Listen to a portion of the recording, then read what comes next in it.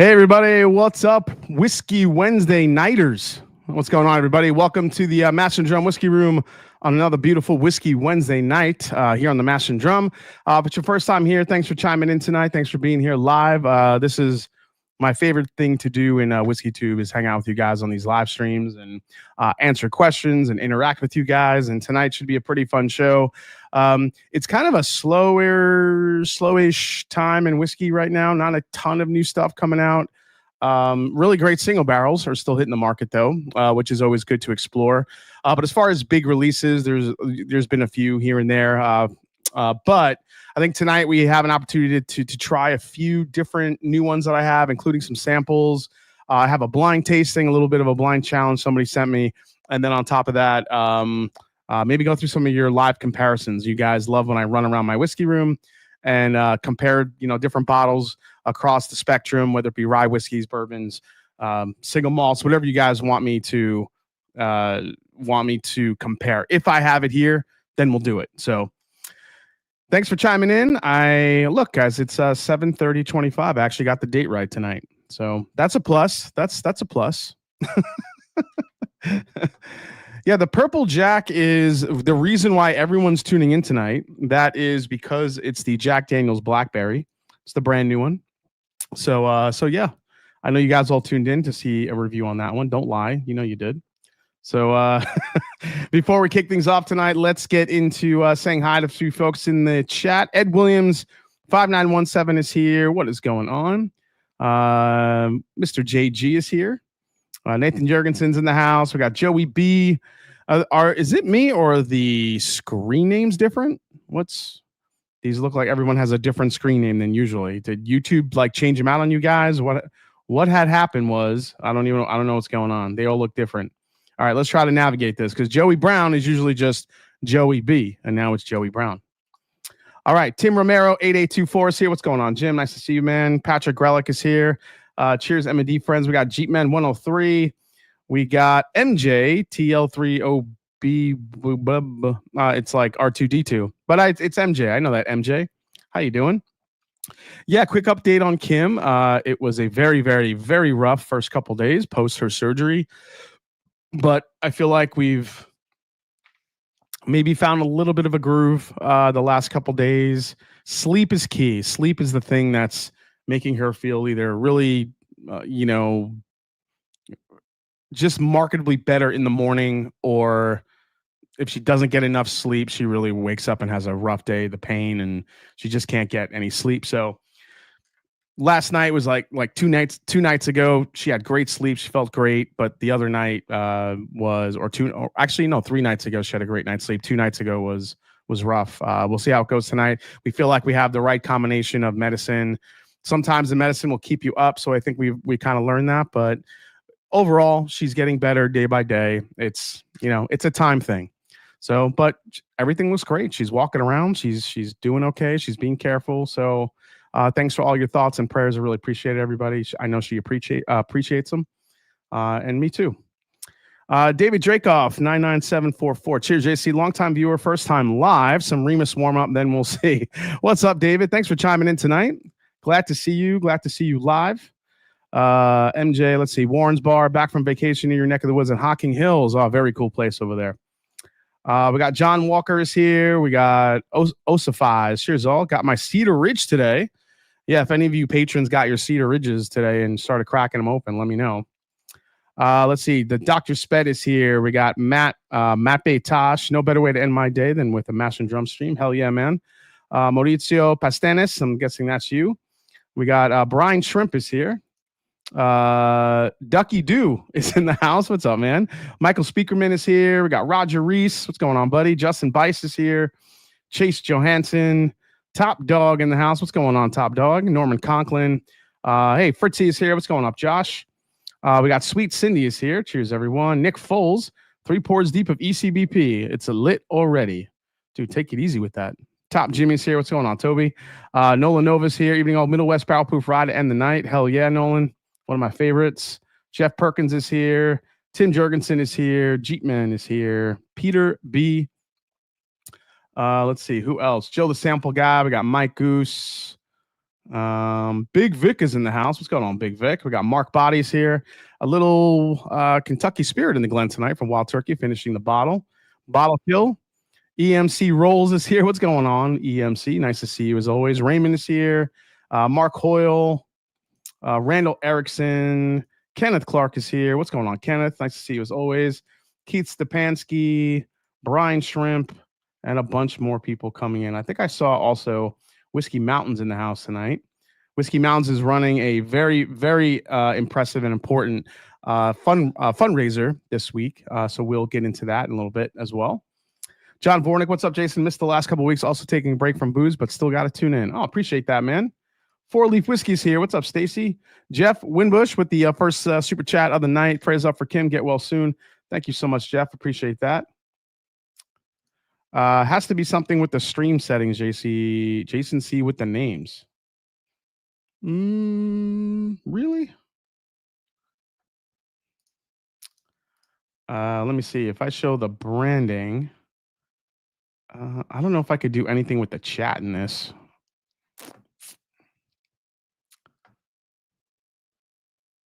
Oh, style, maybe? Let's see. Does it do something in the style? Nope. Nope. Nope. What does this do? Oh, cuts me up. Oh, look, it puts me in a circle. Wow. Look at that. Yeah, I'm not doing that. Not do that. Maybe it's a YouTube thing, but I'll check that out to the next stream. Kind of weird. Yeah, I'm normally Phil. Yeah, I'm not sure what that's about. Let me see if I could fix him here on the back end. I'm gonna try it. Details, no. Oh, wait. Let me save that. Let me see settings. Let's see if I could help with this for you guys. Community moderation.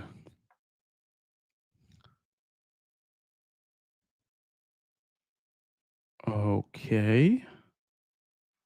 Sorry, guys. I know this is boring as shit, but I don't know. I'm just trying to get you guys back to where you were. I know people love their screen names. It's kind of shitty that all of a sudden they just changed. Let's see. Customization. Let's see. Live reactions, message display. Trailer, participant mode, live. Okay. Okay. Who can send messages? Anyone? I don't see. I'll have to look into this, guys. I'm sorry. If your screen name has changed a little bit, my bad. I don't know why it's doing that. There's nothing that I changed on my end. So we'll take a look next time. Sorry, guys. Jason, did you sign up for the undefeated fours? Says Jason. No, I actually skipped those, Chase, because I'm going for the lows, the Nigel Sylvester, the Jordan 1 lows, the better with age. Those are the ones I'm going for rather than the undefeateds. I feel like I already got my white cement 4 Jordans. Those are the ones I really wanted. I don't wear a lot of 4s, so I'm happy. It's a sneaker I don't have to chase. So yes, this is my FEO train shirt for sure. I have another channel I watched that talked about the update. Okay. All right. Well, Cage Nazaria, did they say there was a fix for it? Let me know. All right, guys, we're going to try the Jack Daniels Blackberry right off the bat. Why not? Let's get crazy. Let's get a little wild tonight. Oh, my God. It smells like Welch's grape juice. So here's the bottle, guys. Jack Daniels Tennessee Blackberry. It is 35% alcohol. It's 70 proof.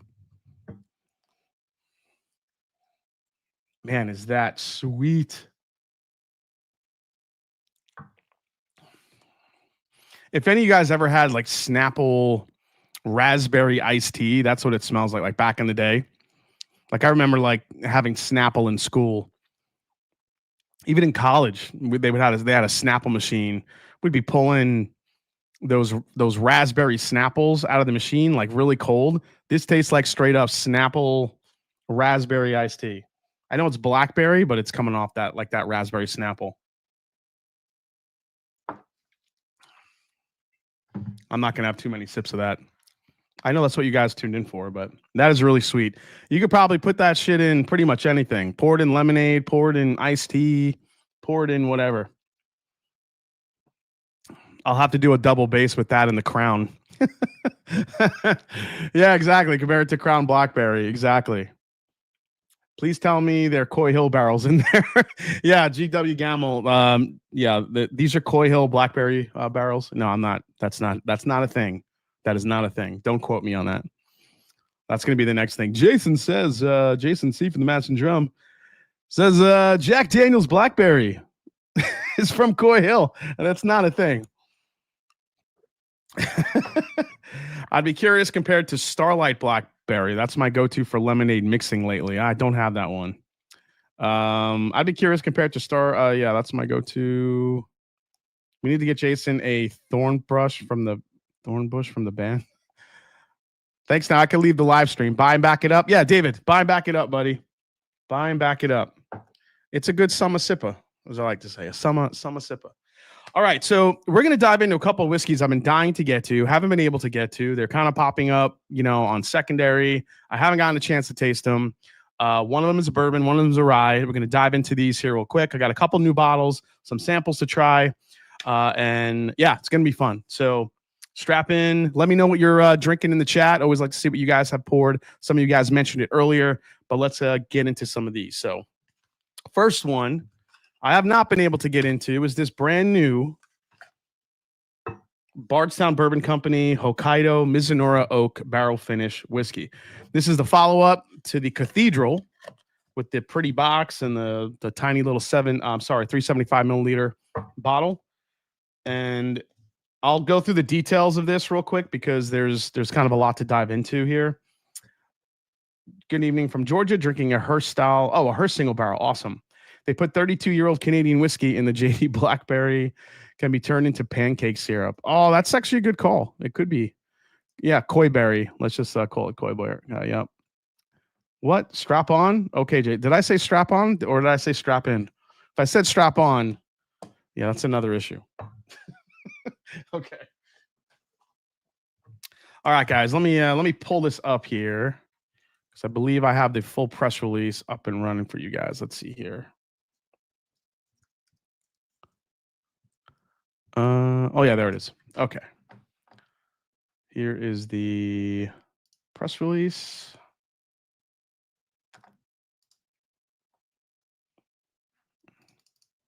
All right, perfect. All right, so let's crack this. I think this released last week. This was under embargo right before my trip to Denver. And then by the time I got back and it was out of embargo while I was on my trip, and I just never got around to releasing a full review on this because it was just really bad timing, unfortunately.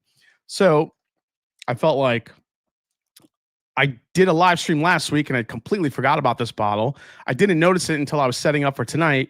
I saw it just sitting in the corner. Just sitting in the corner. I'm like, how have I not tasted that bottle yet? So we're going to crack it open tonight. I do see that there are there's a bunch of these on secondary. They didn't release a lot of these from what I understand, but Bardstown Bourbon Company, I do believe, releases small drops of these special 375s. We saw with the Cathedral, they drop, a few every, day or every other day or something like that. So not sure if they're still dropping these, but people are trying to flip these on secondary for a good amount of money. Let's see. I thought you knew what that was. Let's see. Okay. First pour after work. OGD 114. Whiskey Mountain says it's so hot here, going for a whiskey sour instead of a normal pour. Okay. And that's right, guys. You are seeing a George Dickel mug. That was right. It's my new favorite mug.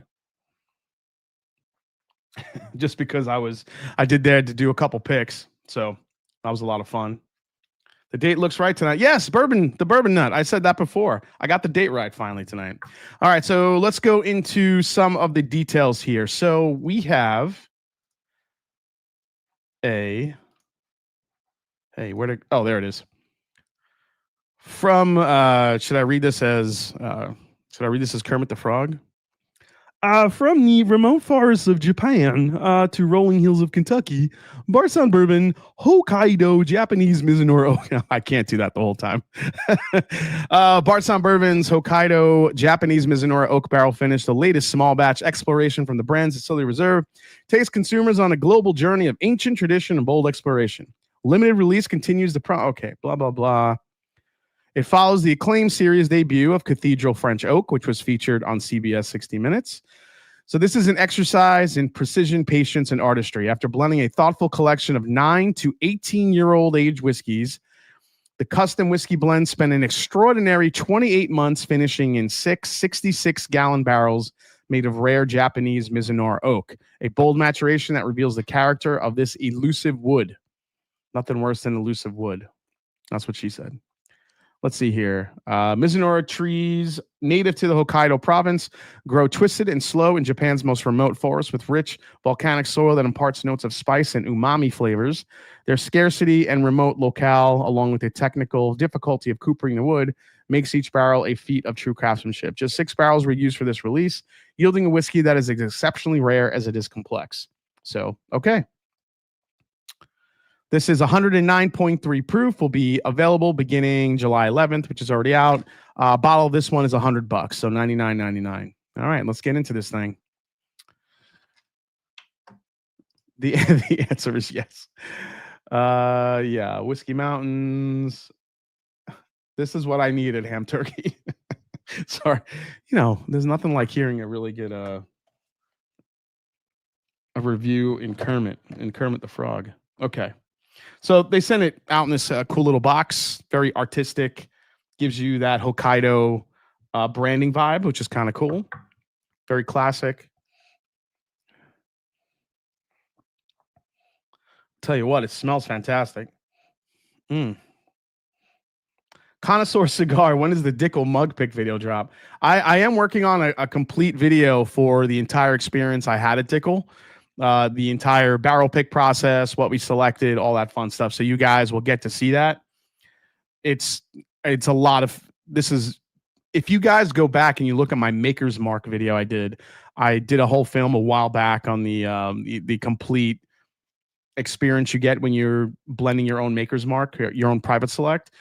Did kind of the same thing here with George Dickel. Wasn't as involved, whereas Maker's Mark, you're blending, you're kind of using the different staves to create something different, something new, something unique. Whereas Dickel, you're just picking single barrels. But I think it'll be really interesting for you guys to see the operation there, how small it is, yet how many barrels they have aging and the size of these rick houses. It's pretty crazy. So dry shake, we'll use that. We'll use that dome. Bow to your sensei. Please read the Napoleon Dynamite quote in Kermit voice in honor of the Japanese wood.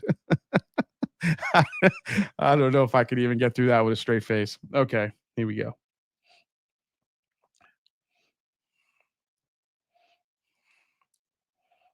So one thing I normally get in Mizunara is a sandalwood note. I don't really think I'm getting it here too strong. If it is in here, it's not. It's more subtle. I tell you what, on the nose, it's very straightforward. I get a lot of sweet, like vanilla cream, a lot of caramel, some oak. There's nothing here. I take that back. I'm starting to get a little bit of like a tropical. I know this is going to sound bad, but like suntan lotion. There's like a suntan lotion coconut vibe going on here, like Malibu. And it's not in a bad way. It's actually more like an Almond Joy candy. Maybe that's what I'm smelling, like Almond Joy, Mounds. I like Almond Joy over Mounds. I think Almond Joy is the best way to go. Mounds is good, but you need that little crunch with the almonds, I think.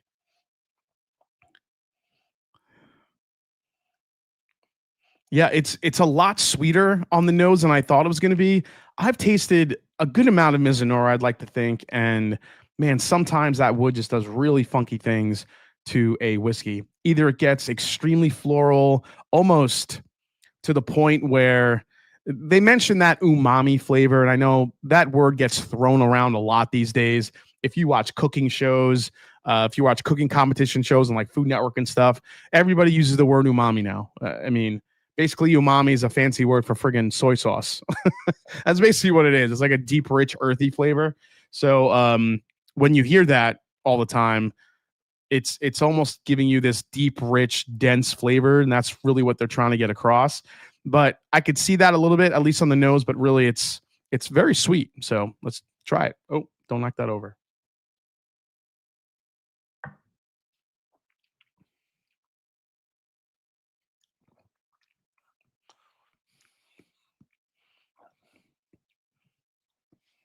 tell you what.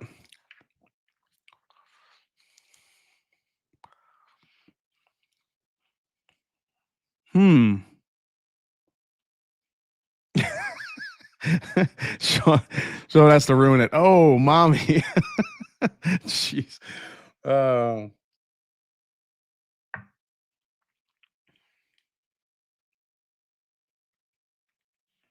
Okay, so for me, the Mizunara is on the very end of this one.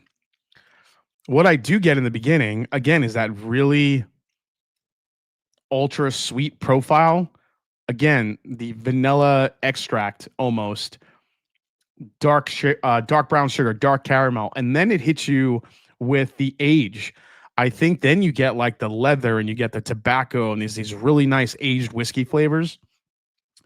But as soon as it gets to the back palate on the finish, that's when the Mizunara kicks in. At least for me, that's when I start getting, again, the coconut. If you want to call it umami flavor, there's an earthy, sandalwoody quality to it that really gets into the back end of this. The real magic of the Mizunara cask here for me comes on the back end on the finish. I really do think it's really sweet. Then it's old, then you get like the age, and then you get the Mizunara on the back end. Bottle cam. Yeah, I can show you on the bottle cam here. Let me, I think, is that on or not? Sorry, I try to conserve the battery of the bottle cam. I'll get that up and running. I'll show you guys this bottle here if you haven't seen it yet. This should be on now. Yep. So this is the bottle for the Bardstown Hokkaido Mizunara Oak. There you go, 109.3 proof. And I believe it does have the breakdown back here. So you can see what's in this whiskey. So there is some Dickel in here. So when they say that super old age whiskey, that's what it is. It's the old Dickel. I didn't even realize there was Dickel in here just till now.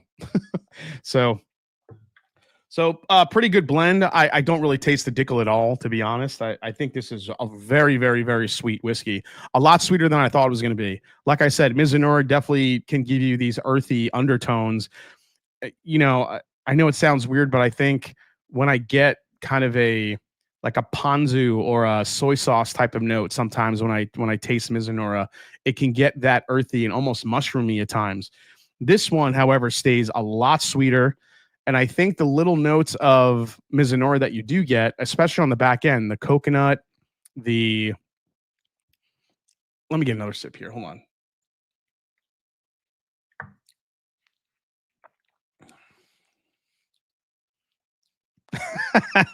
Get back to the Jack Daniel's Blackberry.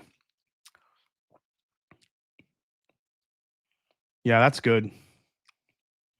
Now I'm getting, this is opening up, and I think it's becoming more Mizunara driven a little bit in a good way. This is a very, very beautifully blended Mizunara cask. I'll give it to Bardstown Bourbon Company. I think they did a great job here. I think that they hit a home run here. I feel like I'm still getting a floral note here as well, especially on the back end, but everything is just so well integrated here. Everything is in balance, and I feel like you get each step of the whiskey that you need to get. You get the sweet from the bourbon, you get the age from the older bourbon, and then you get the Mizunara finishes. That Almond Joy candy bar, I think I'm totally getting on the back end of this, and it's delicious. It's like a little chocolate, coconut, almond, floral. I'll give it a little bit of there's definitely an earthiness here. Maybe like the almonds are almost toasted. There's just a vibe it has. It's nice. This is Hobbit size. Hobbit size only, Whiskey Mountains. Brian, yes, Bardstown did send me this bottle. They did. And Bardstown, I really was kind of going through some of the old Discovery series and how those kind of shifted and people were getting unhappy with those. And I think that was, again, I think brands and whiskeys and blenders, they go through evolutions just like artists do. And I understand that people will not like this or not like that, and they go through different periods, just like musicians do. Well, they want to try something different and may or may not work, stylistically when you're talking about music or even art or whatever it may be. But I think Bardstown has gone through a lot of that in a very short amount of time. We have seen them not only utilize, I mean, they went from like the Darling and whiskey because they were using all that really old MGP. Then they kind of switched over to Dickel, and people were like, what the hell's happening? Then they were starting to introduce that Phantom Georgia whiskey and some other different mash bills, and the Canadian whiskey came in, and people were like, what are they doing? And, I think it's not only a result of just probably Dan and the team over at Bardstown trying to utilize different liquids, but also trying to utilize the liquids that they can get their hands on. So, but what they're doing now with this finishing series, I think is really interesting. It's probably the best thing besides the last two discoveries that I think Bardstown has done. I think these are really impressive. So, hey, what's up? Smoking Bulldog 69. That's James Lay. Cheers, Jason. Everyone, I sent an email Saturday. Please check it out. Says Tom. I will, Tom.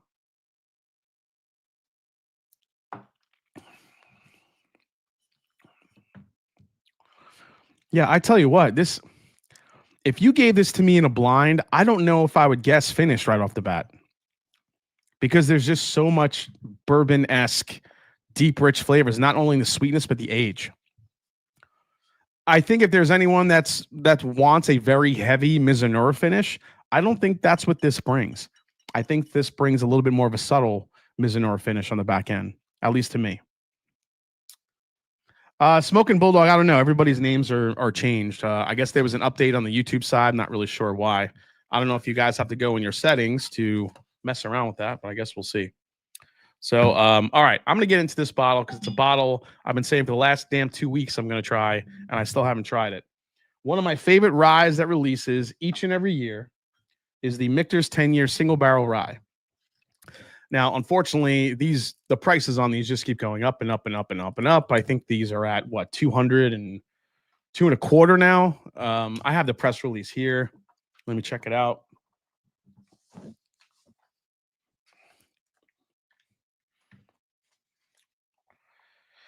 Okay, let me spin that. And we're going to compare this to the Old Forester, the President's Choice Rye. We'll get a first comparison in here tonight. We'll get into that here in a little bit. I have some thoughts about the President's Choice Rye now that I've had a little time to think about it. We'll get into that too in a little bit. It's not going to be a Jason quintessential rant, but it could be interesting. Just hold fast. Okay. Michter's releases whiskey according to the flavor profile. Okay, yeah, all the marketing jargon. Blah, blah, blah, blah, blah. Rye whiskey has deep roots in American whiskey history. We love it. Everybody loves it. Michter's is so good at it. We love it. Everyone loves us because we love it and because we make it and because we charge $210 for it. $210 is the price. None of that what I read is accurate, just like you guys know. I've had a long week, guys. So if I'm a little loopy and just being kind of goofy, that's why. It's been a long week, and I'm glad to be hanging out with you guys tonight and having a little whiskey. So, all right. So this is a 92.8 proof spirit. Michter's 10-year rye is a single barrel whiskey. Has a suggested retail price of $210 in the U.S. Says Dan McKee. As someone who enjoys rye, I was excited to taste the barrels for this year's release. The flavor profile is exceptional. Okay. All right, let's go. Now, as usual, as per Michter's in a Michter's-esque fashion, sounds like AI wrote that. Seriously, please compare. Seriously, please compare to sub 200 NDP 12 to 13 year 95.5 rye from Indiana. Okay, David, give me some examples. I can't think off the top of my head that quickly what ryes you're talking about. It's like going to high school reunion after 30 years and not recognizing anyone. Next M&J Picks needs a little write-up that sounds like the blah, blah, blah. We love it. Everybody loves it because we love it. Yeah, basically, that's what it is. Michter's Rye is their own distillate, correct? They source for the bourbons, though. So, no. So the Michter's, everything that's on the shelf is Michter's stuff. So the American whiskey, the small batch bourbon, the small batch rye, what else do they got? I think their rye and their cast strength rye is their barrel strength rye in the regular bottle. I believe that's theirs as well. So is their barrel strength bourbon that they release every now and again. But everything that has the high age statements on it, I believe, is not theirs yet. I'm pretty sure Dan McKee confirmed that when he was on the channel. So they are pretty much to the point where everything that comes out on the shelf is theirs. So, oh yeah, sour mash. That's the one I'm missing. The brown label, the sour mash. So, but everything in these tall, fancy bottles are not theirs. But everything else in the small, regular bottles, I believe, is their distillate. So, now again, when we talk about where these ryes come from, everybody has a theory. Michter's has, let's give Michter some credit. When you talk about normally somewhere along the line, the secret gets out on where the whiskey's from. Nobody knows what Michter's. Everybody says it's Old Forester or Brown Foreman, I should say. And I could see that, especially with the bourbon. The rye, on the other hand, not quite sure. But the bourbon, I could definitely see Brown Foreman, because Brown Foreman is the only bourbon that I get acetone on the nose and on the palate sometimes. I get it on the birthday bourbons. I get it on a lot of the high age stuff that Old Forester brings out. It's that heavy acetone note. It's one of the few notes I get on Old Forester besides banana, and I do get it in Michter's bourbon. So that clues me in that has to be Old Forester or Brown Foreman distillate in at least the bourbons. The ryes, however, a little bit more of a mystery. When we went to Shively last year, they told us the 10-year from 2024 was going to start including some of their own barrels, and some of them going forward would include there. Okay, well, there you go. I would imagine that they're pretty close with their stuff aging up, James, just because it's been long enough. You would think if they're not using everything, they're using some of it. So it's good to see them using some of their own stuff in the higher age stuff. Number 7 equals acetone, banana, brown sugar for me. Yeah, I exactly. But that Brown Foreman-esque note, that acetone nail polish remover note, I get it in them all the time. So, Bulleit 12-year. Oh, Bulleit 12-year rye we could do. Yeah, I could do that. Okay. Here's the Michter's 10-year straight rye. Let's get into this one. This is the 2025 edition. Looks like it normally looks. Now, normally these are older than 10 years old. It says 10 on the label, but these are, I think the last thing that I heard was somewhere closer to 12 to 13 years. I'm not sure if these are 14 to 15 like the bourbons are, but let's get into this. I've been dying to get into this. I haven't had a chance. Okay. What's up, Sandeep Chima?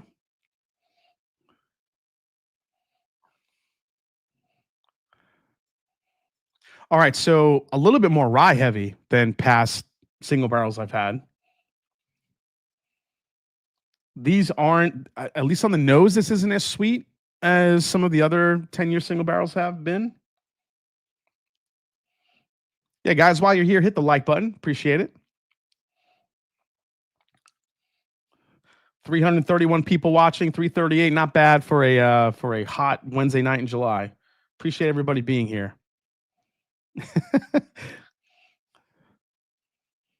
All right, so I get a little allspice / clove, whatever. I always think like allspice is a little bit more of a subtle clove, at least to me it is. So I think it's more allspice here. I think there's some cloviness that it has. It's not just super in your face.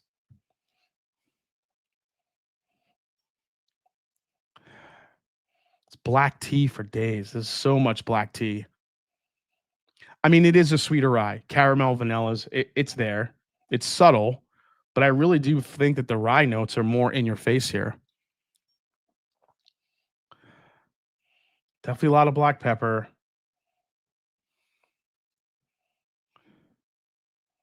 Almost borderline licorice on here, which is kind of weird. I wonder if it's just the single barrel I have. When it comes to the single barrel I have, this is 25. I can't even read that shit. Oh my gosh. Don't ask me to read that. I'll have to shine the light on it. Hey, what's up? Gas for 991 is here. Only assume the 10 years are still getting their barrel and entry proof treatment, even if it's not their distillate. Yes, correct. They're still getting that same 104 entry proof that everything else gets at Michter's. which is crazy low when you think about it. I don't know if I mentioned this last week, but we did find out that George Dickel goes in the barrel at 115. Did not know that, but they told us, yeah, we're going in the barrel at 115, which makes sense when they don't have even their high proof stuff isn't that really higher proof. So, and their rick houses are kind of built like the Four Roses rick houses, where it's only 6 tiers. It doesn't go up that high. So they lose more alcohol on the norm versus gaining alcohol. So just another little, well, you'll find out when you watch the video. You'll see. All right, let me give this a try.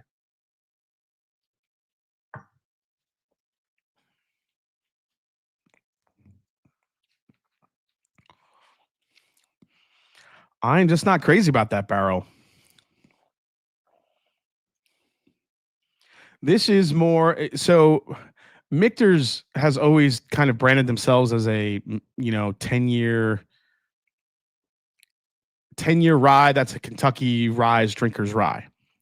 And I do feel like that's true about 95% of the time. But this is a rye drinkers rye. You get there's a lot of rye notes. It's very savory.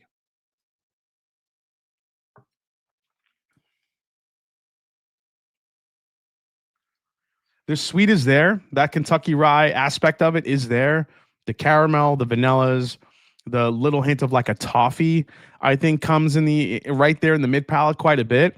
But the front and the back end is all rye. It's actually to the point where it's drying my palate out. There's so much spice and savory qualities that this has. At least this barrel. I'm not sure. I'm not sure if hey, James Lay, look, you changed it. Nice. Okay. That is what I heard about. That's what I heard. Bourbon is better this year compared to rye. Did I hear it here or other channel? Not sure. This is the first time I'm tasting this Sandeep, so it wasn't me. But if I had to go one way or the other, I would wholeheartedly agree with that. I like the bourbon this year over the rye. The rye, at least, again, these are single barrels. This is a very drying rye forward rye. And to me, I don't know, it kind of lost its little bit of a Michter's DNA to me on this one.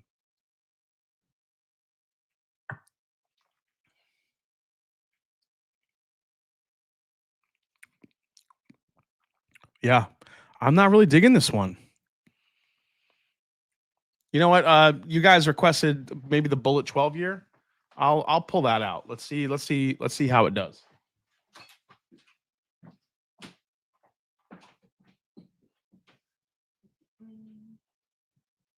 If I can find it. Bulleit 12 year, Bulleit.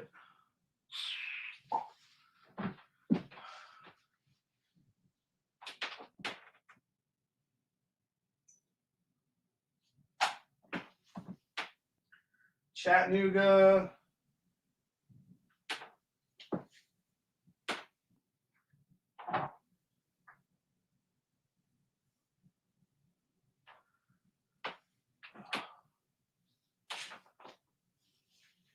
Ah, damn. I know I bought it. Where is it? Oh, I think I found it. Okay.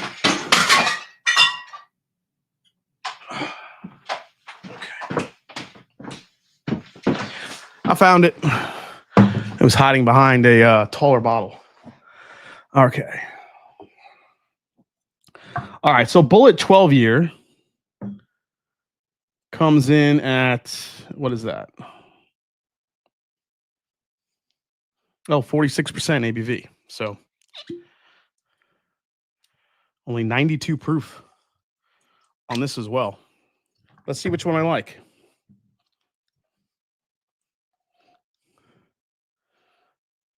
I didn't break anything. I know it sounded like it, but nothing broke.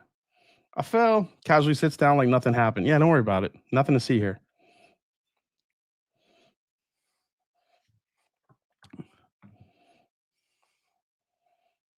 You know, the one thing that the Michter's 10 has on the nose and the Bulleit 12, it's that extra level of sweetness. Even though the Bulleit 12 year is 12 years old. Excuse me. You know what the Bulleit 12 years has over the Michter's is more citrus. You get that nice citrus note in ryes that I normally get. The orange peel, maybe a little lemon zest in there, a little peppermint. But the 95, the Michters, when you compare them, the Michters is sweeter, but it's just more of a rye forward rye this year. All right, let me try the Bulleit.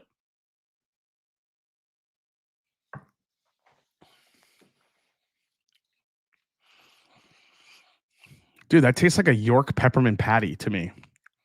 I get chocolate and peppermint on the Bulleit with orange, which is, I don't remember it tasting like that.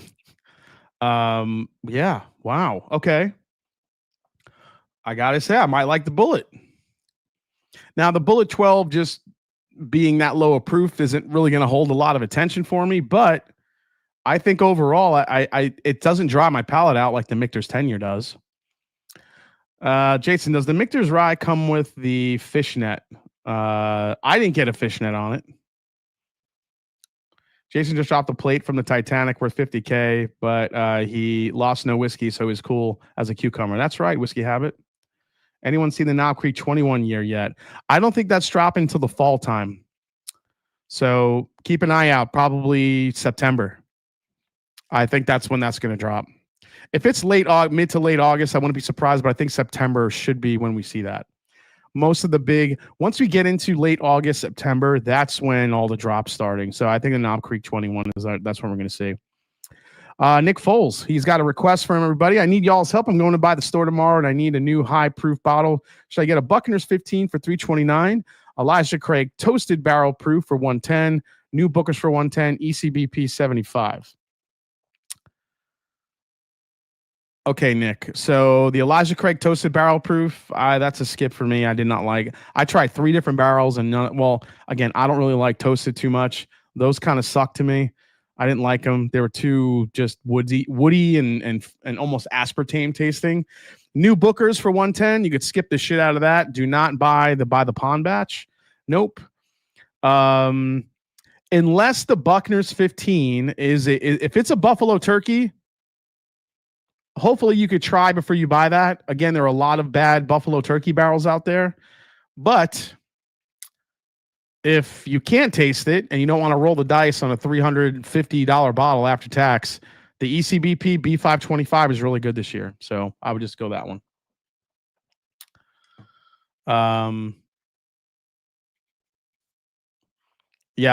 Check the stats on the Buccaneers and check if you can try before you buy it, man. See if they have a shot for you. You can take a little sip before you spend that money on that bottle. Because if it's there's a lot of shitty buffalo turkey barrels out there. So, because there's not many left and people just keep they're putting them out. They're letting them age up for like another year. Now they're putting 16 on the label and 17-year buffalo turkey. Just because it's older doesn't make it better. Sometimes it makes it more oaky, it makes it more flat, and it makes it taste more like shit. So be careful with that stuff. Don't buy into the age hype because it's older, because you have an older buffalo turkey. Doesn't mean it's going to taste good. It still might taste like shit. If it tastes really good at 15, chances are it's going to taste better at 16, 17. So make sure you're tasting before you buy it. Because again, I've tasted through so many damn buffalo turkey barrels that everyone says is God's gift to whiskey, and they've been pretty mediocre. So just my advice. I know that was a little harsh. Sorry. Okay. While we're getting fired up, let me talk a little bit about this old farce for President's Choice.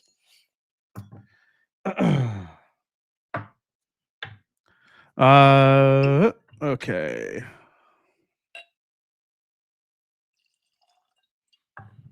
So I can't stand like when people, I got this buffalo turkey barrel. It's like 17 years old now. Blah blah blah. I'm like, yeah, because it tasted like shit probably. So how are they going to sell it? With an age statement. So they let it cook for another couple years. Doesn't mean it's better whiskey. And that happens a lot, unfortunately. So Jason quoting Public Enemy, don't believe the hype. Doing a bourbon tasting for beginners on wait, I think I just missed that. What do we see here? Doing a bourbon tasting for beginners on August. In August. Okay. Can you give 4 best bourbons to use? For beginners, I would do 4 different distilleries, man. Let people taste different things and see what they like. I would go with the classics. Go with a you know what? If you can, throw a 5th in there. But I would do Buffalo Trace, as always. It's a great beginner pour. go with a.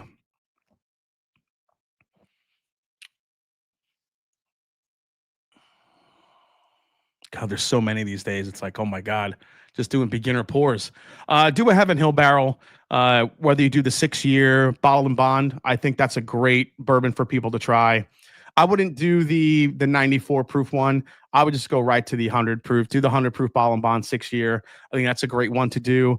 You have to have Wild Turkey. Go to the Wild Turkey 101. It's a base. It's a great flavor profile for people to try. You have your 3. When you talk about 4th, I mean, there's different ways you can go. You can go with a Michter's small batch bourbon. You can go with a Four Roses. You can go with a Jim Beam if you want to do a Knob Creek type of pour. But I think you stick to those 4 type of profiles. And then for your 5th one, you either throw a high proofer in the mix, or maybe even make sure you have a weeder in there. So whether you want to do a Maker's Mark weeded bourbon, or you want to do the Bardstown Bourbon Company Origin Series, the high wheat bourbon, there are some interesting things you could throw in there. Even the new Penelope, if you could find the new Penelope weeded, that's also good to throw in there too. But those would kind of be the baseline these days I would use.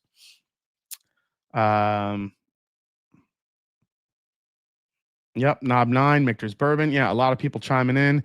Oh yeah, Woodford Reserve Double Oaked. That's a good one you could throw in. I wouldn't throw in. You know what? If you're going to throw in an Old Forester Signature 100, the orange label, orange and black label, that's a great bourbon that wins actually a lot of blinds, which is kind of cool. I'm sorry, the Heaven Hill 7-year. Sorry if I said 6. I'm back in time on the old one. Sorry, the 7-year bottle and bond, the blue label. So, yep. Oh yeah, Russell's 10-year.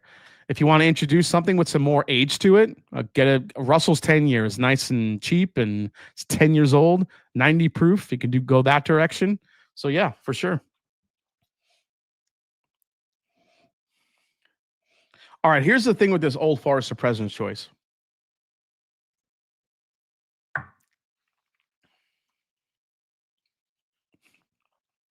It's damn good. These are said to be around 9 years old. I think they said what, 7 to 10, 7 to 9 years old, around those age statements. The thing that kills me about this is, and here's the thing, it's like, okay, I complain that we don't get President's Choice. Nobody that ever has a chance to get it, and they brought it out. They made it. I'm not saying it was available to all. I don't think we'll ever see that. They're going to keep it somewhat limited, but they brought it outside of the walls of their gift shop. And that's a great thing. It gives more people a chance to maybe grab one of these, especially if you have a good relationship with a store that gets these in. You could get one from them, and people outside of the walls. You don't just have to win the lottery ticket to get yourselves an Old Forester President's Choice, or be at the right place at the right time. Now you have a little bit more of a chance to maybe get it if you can. However, the $225 price point on this it's tough. And there's only one reason why it's so tough, and this is why I kind of question the President's Choice pricing. What would have been nice if you brought this out and you priced it a little bit closer to where the Jack Daniel's barrel proof rye is. Jack Daniel's single barrel proof rye. Now, again, I know it's a different model. It's a different distillery altogether, but it's still under the Brown-Forman umbrella. You can get those bangers for $75 to $80. And guess what? They're 7 to 9 years old, just like this. They're 125, 126 on the low end to 100. Sometimes they're hazmat if you get a good Coy Hill one. And they are ridiculously good for the money. So again, for me, it's one of those things where you're trying to make something premium. And I do appreciate them putting it out for more people to get. But this goes back to what I said last year when I was talking about how bourbon producers need to read the room a little bit better. When you have, now listen, I know it's Old Forester versus Jack Daniel's, but you're still under the Brown-Forman umbrella. When you have a quality, delicious product at that price point from Jack Daniel's, that's $70, $75, And you could get single barrel picks of those as well that are sometimes even more exceptional for that type of price. And then you bring out this that's literally the same stats for $225. That to me is not reading the room. That to me is, we're going to make this super premium whiskey and people are going to want it because they couldn't get it before. And I don't know, it just looks more like just a, I hate to use the term money grab, but that's what it comes off like. It just comes off like, we're going to price the shit out of this bottle because people couldn't get it before. So here you go. You could have it for $200, $225. It's like if Jack Daniels can put that shit out there for $75, $80, there's no way that they're making bank on these. I'm just saying, I don't know, man. It's just one of those things where read the room a bit more. Can you do the bottle cam on the President's Choice? Yeah, sure. There you go. Here's the bottle cam on the President's Choice. Here's the President's Choice Rye right there. So there's my bottle. So 117 months, which actually equates to 9 3/4 years. So it's actually more on the older side on this one. This is barrel 39, and it comes in at a little under 120 proof. It's about 114, 115 and change. So there you go. I don't know. There's just a thing there where it's like, Old Forester, if you could, oh yeah, we're getting there. We're getting there. You know what? I might as well do it right now since you brought it up. So real quick, guys, I'm going to bring up the graphic. Whiskey Mountains, who is in the chat, has a fundraiser to end Alzheimer's.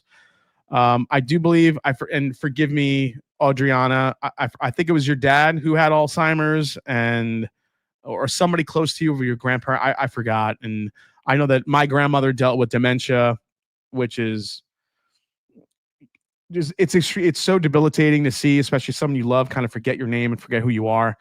So she has done this each and every year. So here is the graphic for it. Whiskey to End Alzheimer's fundraiser. $5 an entry. You can scan the QR code right there. There's over 20 prizes. Adriana, I know I owe you a couple of bottles to donate, so I will get those to you, exactly what I'm going to donate. You could scan the info for the donation link. Please donate, and let's raise a bunch of money for a great cause. Win some cool bottles, some cool samples, some great whiskey, and we'll see how that goes. So tune in Saturday, August 2nd, guys. That is this Saturday. That's only in 3 days. Tune in, and if Adriana, if you want to drop the link in the chat, please do. Let's get as many people there, get as many eyes on it as we can. Hey, listen, if you can only donate $5, we donate $10. Every little bit helps. Let's do it. So there you go. I'll plug that again here at the end of the night as well, just so everybody remembers. There you go. It was your grandfather. It was your grandfather. My grandfather, my dad's dad. My dad moved away from me to take care of him. Oh, man. It's a great cause. All the money goes to Alzheimer's Association, y'all. That's right. Bourbon has got 2 bottles he's giving away. Awesome. There's the link, guys. There's the link. Lots of great prizes. Go get it. All right. So there you go. Prize list and donation link are in that link. And, you know, Adriana, thank you so much for just donating your time and being a beacon of light here for Whiskey Tube. It's great when I see other channels doing fundraising, no matter how big or small. I feel like raising money is what we do, is what the whiskey community does. And I appreciate her doing it. So yeah, it's a horrible disease. Okay. So you will see my full review for this on Friday. The one thing that this Old Forester has that not many other ryes have that makes this bottle special, I still don't think it makes it $225 special, is a raisiny blackberry note. Now, I know we just had Jack Daniel's blackberry. I'm telling you, it's not the blackberry coming back, but there is like a black raspberry tone in this whiskey that is just incredible. And that's what sets this apart. I just wish they priced it a little bit more friendly, considering Jack Daniel's has basically a same stat rye for less than half the price. So that's my little rant on that.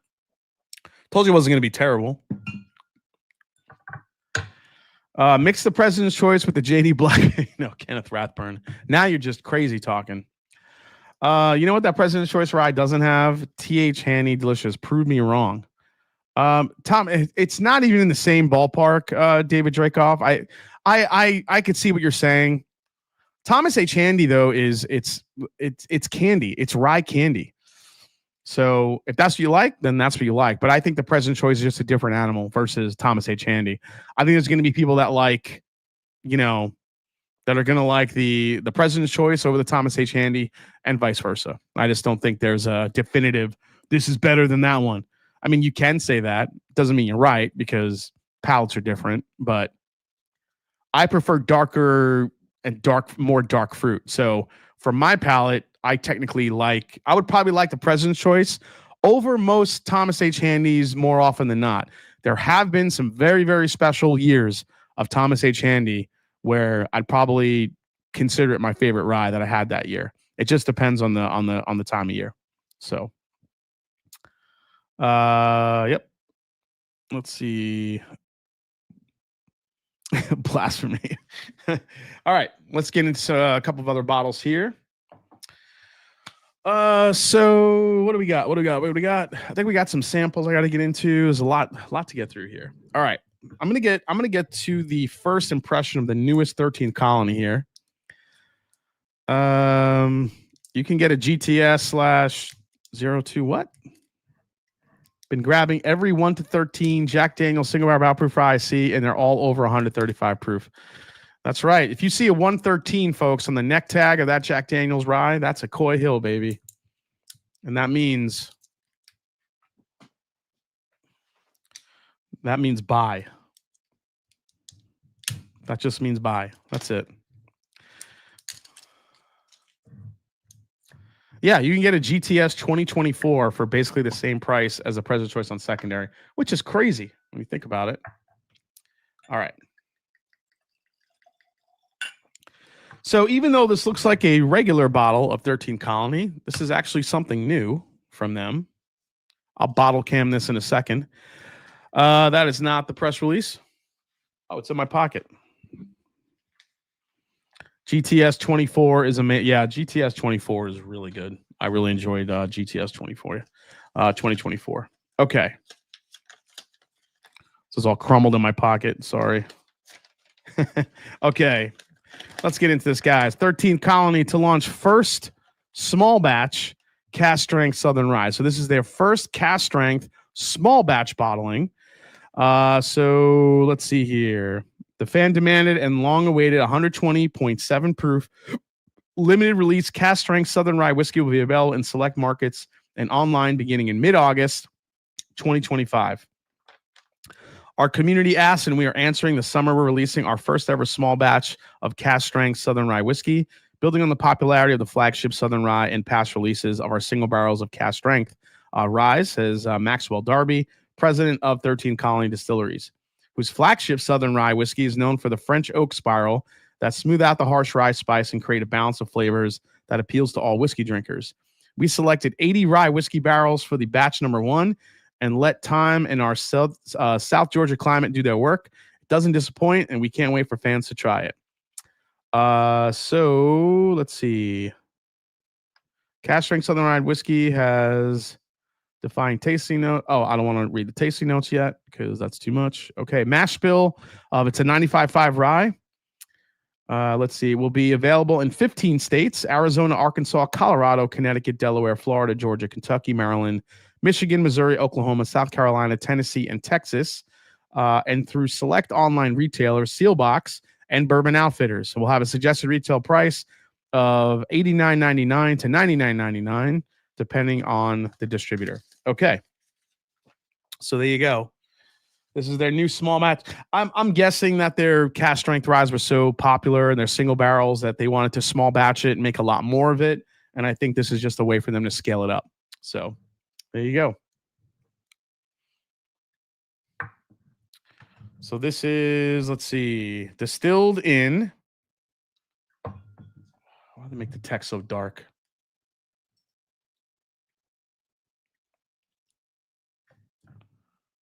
Bottle distilled in Indiana. All right. So most likely MGP. Asian bottled at 13 Colony Distilling in Americus, Georgia. There you go. I'm so blind. I need the glasses. Okay. For anyone that's had it, is 13 Colony 15th anniversary worth $450? Zach, no. In my opinion, no. As much as I love French oak.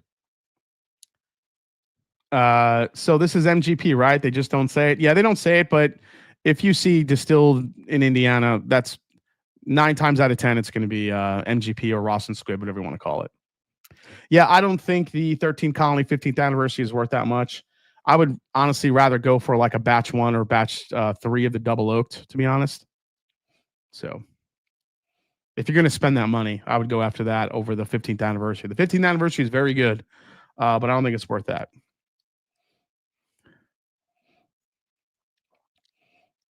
This is, again, all these ryes, man. Chocolate and clove tonight on this one.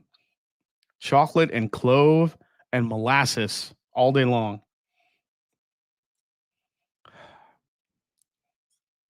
So this is kind of an interesting release because you're taking some of that 95.5 rye that we normally get from Indiana and throwing it again in that Georgia climate. Here's the bottle cam of this bottle. There you go. Southern Rye. Batch 2025, 120.7 proof. And let me get to the detail parts here. There we go. You see, distilled in Indiana, aged and bottled by 13 Colony in Americus, Georgia. And there you go. All right, so those are all the deets. There's never been a bourbon worth $450 to my poor butt, says Jeff Winbush. Jason, you look like my wife's 70-year-old parents pulling out their cell phone light to see a menu at a restaurant. Kenneth Clark, you're not wrong. You are not wrong, buddy. I find myself doing that more often than not. If there's bad lighting in a restaurant now, I'm like, I can't see anything. Oh, my eyes. Oh, my. I can't see. Can you make the text bigger on the menu next time?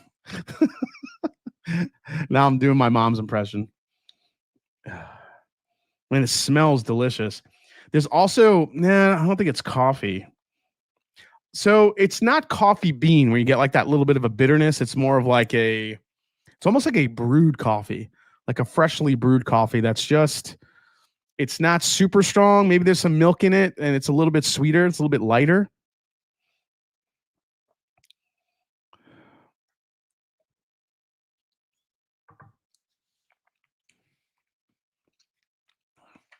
Oh, holy crap, that punches you in the mouth. We've been trying all like these low proof ryes, and this thing's like, hold my beer. So this is aged between 4 and 6 years old. Damn. A lot of pepper. Again, this is clove. This isn't allspice. This is clove. Coffee like Detling. No, not that intense like Detling whiskey habit. Not even close. Not even close. I would love to get my mom to come on the channel, but she's too chicken. She doesn't want to come on. I mean, it's a little bready. There's definitely some whole grain, breadiness to it, but the clove and the almost get what is it? Nutella, like hazelnut. There's like a hazelnut chocolate note in here as well. But it also, man, the pepper on this is insane. The finish is crazy on this. This is a nice rye. It's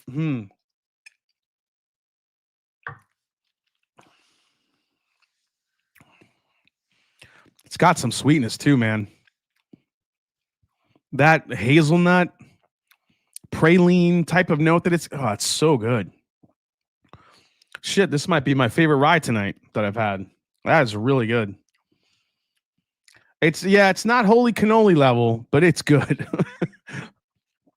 For those of you that don't know what the hell the holy cannoli is, that is a single barrel that the Mash and Journey Whiskey Club selected a couple years ago, and it was a banger of a rye.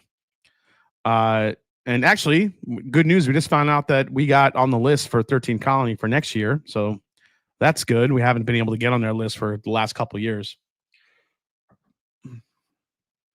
But this is a good one. This is a good rye. So for retail, for $99, if this pops up on Sealbox or Bourbon Outfitter, I'm not sure how many bottles each of them are getting, but considering it's a small batch product, there's going to be more amount of these than we've seen from 13 Colony.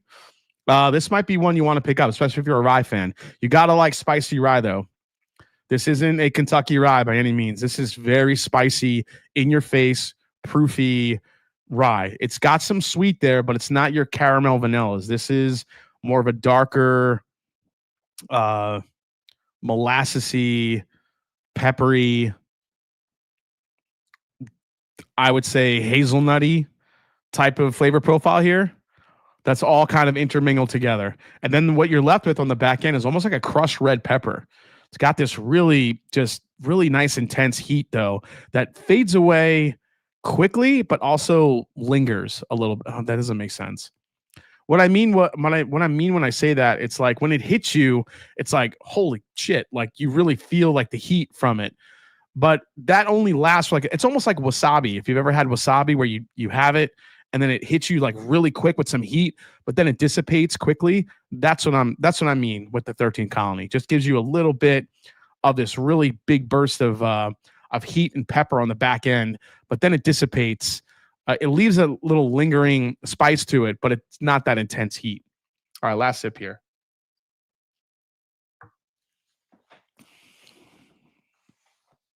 It's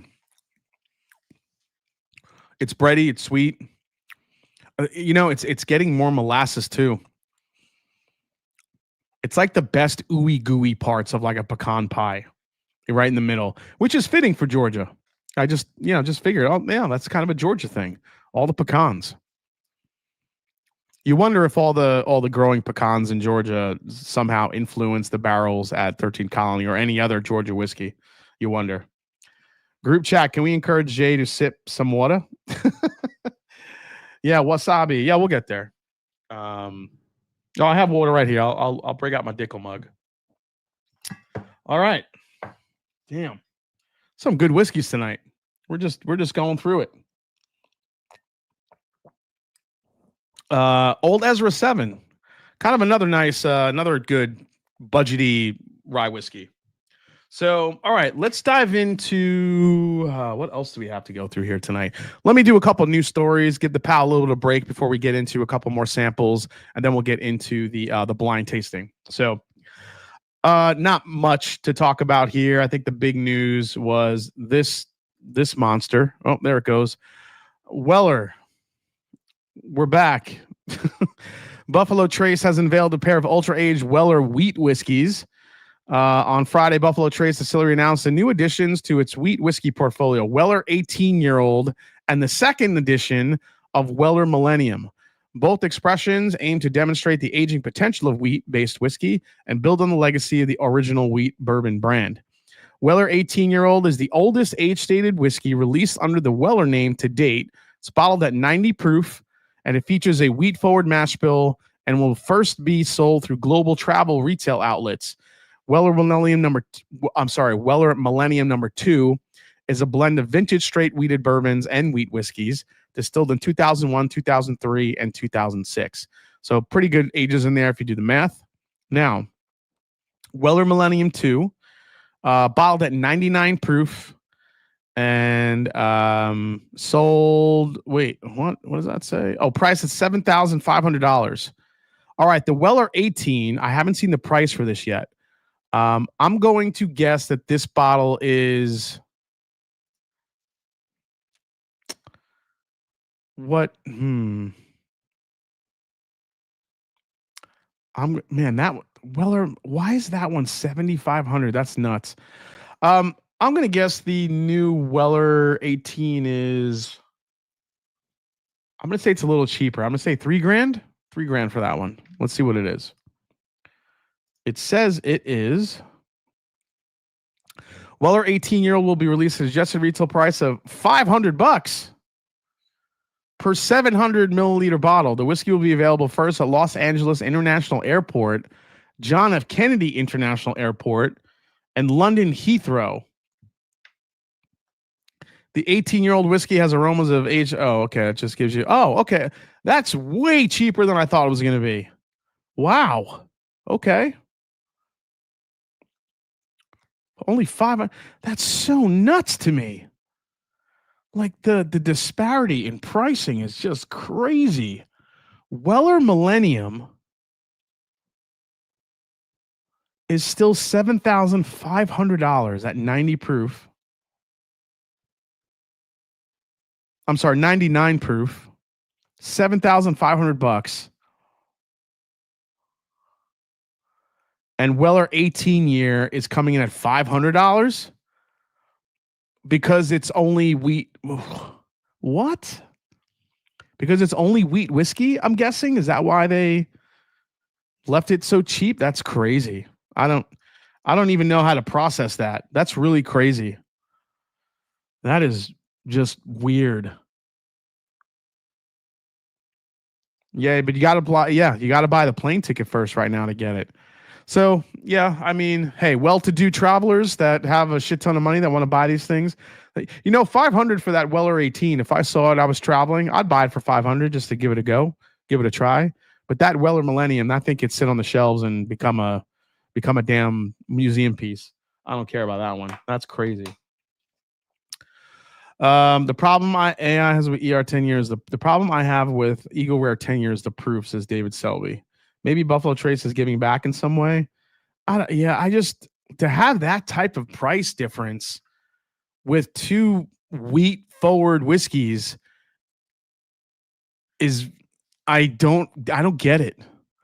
It's because of that freaking box Millennium comes in. It's just really crazy. I don't know. That's going to boggle my mind. Yeah, bring back the 101 proof ER. Yeah, I think that would be, people would love that. That's crazy. That's what I meant last week with the Weller comment. Why is wheat whiskey even going into Weller? It was always a bourbon. Because they're just trying to find new things to do with Weller. I think Buffalo Trace or Sazerac figured out that Weller is the, poor man's Pappy. So they can do more to stretch that lineup, do more with it with different finishes or different grains, different types of maturations, and they could extend that out, and it would have the bravado that Pappy has, but they can make it a little bit more of it. I mean, it's not available, but they can market this as a new extension to Weller's all the time. They're not going to ever do that with Pappy. If they ever did a line extension on Pappy Van Winkle, I'd be floored if they ever did that. But Pappy, I feel like, is going to stay Pappy. It's going to be its own thing. You're going to have the brands that come out. You're going to have your three Pappies, the Loppy, the Old Rip, the Rye. Those stay how they stay. The Weller, even though it's a baby Pappy, I feel like Sazerac is like, okay, well, we don't want to touch Pappy. It's its own thing. It's already got the following it needs to have. It's already super rare. Even people that don't know bourbon know what Pappy is.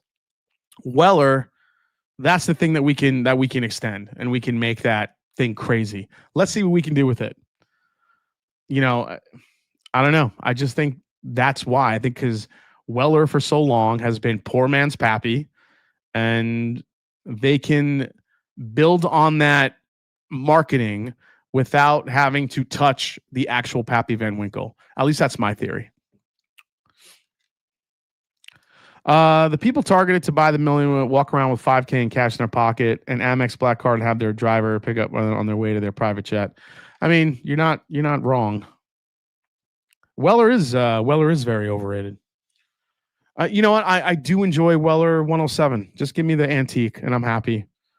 Honestly, if there was only one Weller I could pick to drink the rest of my life, it would be the 107, even over the full proof. Honestly, I like the full proof, but something about the 107 to me, it's a great proof point. It's always flavorful. It's rich. It's got a lot of sweetness. It's just good. It's good shit. Okay. So I'm sorry. Was there another one? I feel like maybe there was another story that I'm missing here. Oh yeah. Speaking of high ages, the high ages keep coming, guys. This is what we talked about last year, too. You're going to see these big age statements just keep hitting the shelves. And we have another one. What the hell is this? IW Harper, guys. Check it out. IW Harper. And you're not reading that wrong. Stitzel Weller has partnered with Coleman Domingo to auction its rarest bourbon ever. A 34-year-old Kentucky straight bourbon whiskey, the oldest and rarest bottling in the brand's 150-year history. Only 11 of these bottles exist, and 5 of them will be auctioned through Sotheby's in New York between July 24th and August 7th, with proceeds benefiting Native Son, a nonprofit supporting what does that say? A Native Son, a nonprofit supporting Black queer men. The whiskey was distilled in 1989 at the historic Stitzel Weller Distillery and aged for 34 years. The brand estimates the starting value will be $3,000 to $5,000 per bottle. Dude, I'm not even sure what to say about that. I'm just going to leave that there. I'm not saying anything. 34 years old. Okay. Why is it? I don't know why it has a scrunchie on it, but I think you just have to read the marketing. Yeah, Whiskey Habit. Yeah, I read that right. I'm not going to get into it any more than I just read. It's all good. That's not what I expected when I read that press release. It's cheaper than Weller Millennium if you think about it. At least the starting price. Oh man. Looks like the Jupiter 2 on top of it. Yeah, I'm not sure what's going on there with that one. Crazy. And what's to see on the TTB? I feel like I showed this to you guys, but I don't know if I remember showing this to you guys. Heaven Hill 90th anniversary. So I'm guessing this is going to be the next Heritage Collection release, is the Heaven Hill 90th anniversary. And then here's the label if you look at it. Barreled on 12/13/2015. So it looks like we're going to have a 10-year bourbon in the mix, or at 14 and change maybe. 70% Kentucky straight bourbon whiskey, 9-year, 30% Kentucky straight bourbon whiskey aged in heavy char barrels, 9 years in that one too. So it looks like it's a blend of, that's the Rickhouse site. So interesting. So this looks like it could be the next 90th or the next Heritage proof. 107 proof. I like the proof point in here. I'm glad it's at least over 100. And there you go. That's all I got. I never thought to go bourbon hunting at Sotheby's before. Bruce Russell says the worst turkey barrels they have are over 20 years. Makes me skeptical. 34 years is a ton. Well, they'll proof it down. They'll say it's Stitzel Weller, and they expect people to buy it because it's Stitzel Weller. Stitzel Weller still has this hold on people, that this romanticism that it gives people about bourbon at a time when Pappy Van Winkle and a lot of these high luxury brands were associated with Stitzel Weller. And I still think there's a lot of that happens. And when you have a whiskey that's that old and you're going to throw it on Sotheby's, you know that's for the top 1%. It's not, that's not for regular drinkers. And I guaranteed with only that many bottles of it, I guarantee it's probably not even that good. It's probably 90 proof. It's over oaked, and it comes in a pretty bottle, and that's it. But people want to say that I have that bottle. So that's all it is. 34 is insane. 34 is insane for a bourbon. That's crazy. 34 years? They better fucking age that thing in a basement somewhere. That's too hot. You can't be aging that in Kentucky for 34 years. That thing, what was that, like 4 ounces of liquid in those barrels? That's crazy. That's crazy. I expect you to buy it and we can watch you drink it. Yeah, I'm not buying that thing. I'm not buying that thing. Okay. Let's get into one of my favorite local distilleries here, which is High Bank. They sent me, now I think these released already. And again, I got these just in some bad timing, unfortunately. But I'm not sure if these are hitting the stores quite yet. So High Bank put out these different cast strength double oaked variants here. And they named them kind of these cool names. Let's see. This is cast strength double oaked. Are these all double oaked? Cask strength double oaked. And cask strength double oaked. So we have one of them that's called the Outlaw. This one's called the Distiller. This one's called the Bootlegger. And this one's called the Patriot. Top 5 most overpriced pours you've ever tried, says David J. Oh, we can get into a top 5. We can do a top 5 tonight for sure. Let me see here. Oh, that's the 13 Colony. Where's the High Bank one? Gives me all the info on this stuff. Okay. Any good distilleries in your Providence, Rhode Island that everyone knows? Providence, Rhode Island. Isn't Copper and Cask near there? Release at the distillery on the 25th. Okay. So this is the Gunpowder series. The craftsman behind the Spirit, the Distiller, the Bootlegger, the Patriot, the Outlaw. So cask strength double oaked in 24-month air-aged stave barrel charred to a level 5 with a light toast. All right, so these have different ages, or I should say different lengths of time that they were double oaked, but also different char levels and different toasts. So let's taste through these. This will be interesting to go through. What's the best one?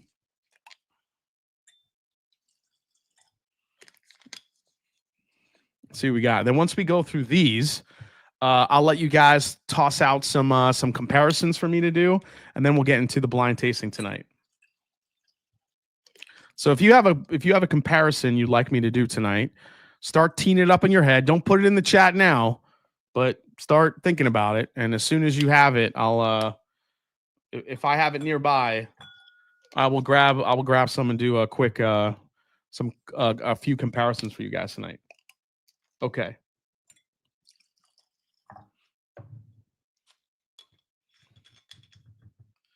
All right, so actually this is going to be good because I'm not even going to read the paper. I'm just going to, and I don't remember the names of these. You guys could see them. I actually can't read them, but if you guys can see them, you can see them.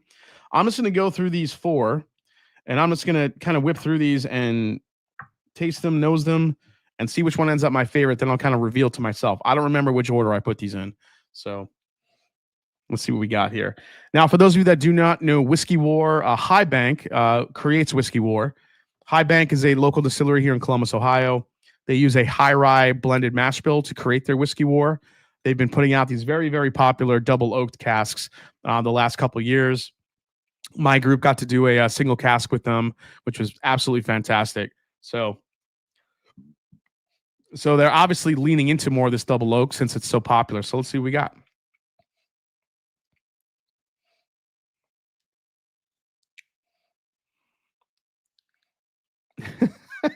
The names are dramatic enough to be the Kardashians. All right, let's see what we get here. So when it comes to the double oaked aspect of it, the one thing that Whiskey War has normally and that High Bank has is, again, another high rye note. It's like rye is the theme tonight here a little bit. But yeah, rye, there's some breadiness here. There's a lot of sweet. Not a lot of sweet, but it's a different sweet. It's more like that rye sweet, more of like, again, that minty note that it's got. Let's go to the second one here. Wow, way more muted here. Not as sweet, a little bit more smoke heavy. This one, I feel like I really feel the barrel char on this one. Way more smoke. That one's almost like barbecue in a glass. That's interesting. Let's go to number 3.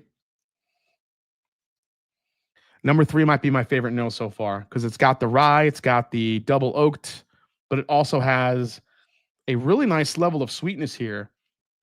There's a beautiful like caramel almond note that's right there on the kind of the end of the nose. Little toffee. I mean, a slight hint of a possible like a strawberry. There's something really beautiful about the nose on whatever that one is. All right, let's go to the last one. All right, the last one is closer to the third nose, but I don't think it's as dark.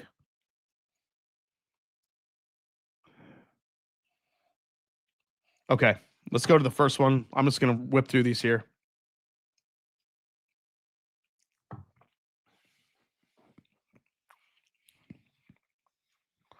Wow, first one has a lot of spice, a lot of oak. There's some caramel, there's some sweetness there, but it's got a lot of mint. There's some minty, it's a sweet mint. Kind of like a mojito that's been like filtered through some like oak chips and some oak. Mark MNX says, I got to taste an NBC 3000 barrel series. That stuff and whiskey just picked 126. So rich, says Whiskey Saint. Yeah, some of those are really good. Let's go to the second one here.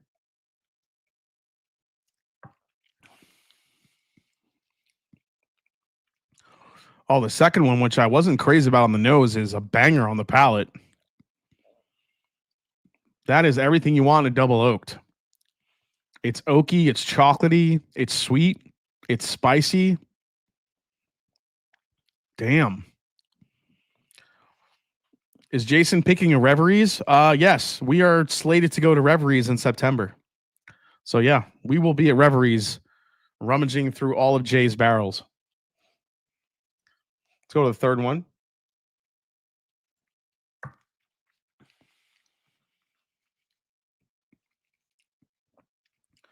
Third one has a little bit more of like that double oaked marshmallow note. Definitely on the sweeter side, just like the nose. Little toasted marshmallow, sweeter. Not as much depth as the second one. I wasn't crazy about the nose on the second one, but the palate is just a banger on the second one. The third one, again, this is more of a, it almost comes off toasted on number 3. Let's go to the last one here.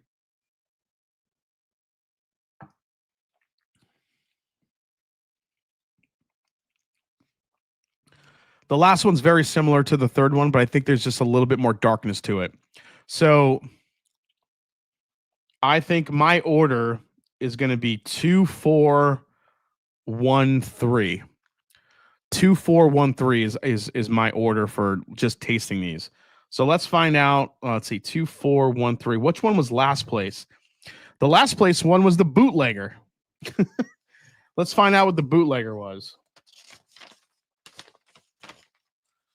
So the bootlegger is cast strength double oaked in a 24-month air-aged stave barrel, charred to a level 3 with a medium toast. Dude, I said marshmallow, and it literally says nose of marshmallow pastry, vanilla frosting, waffle cone, cherry, and espresso. I don't know if I'm getting all that.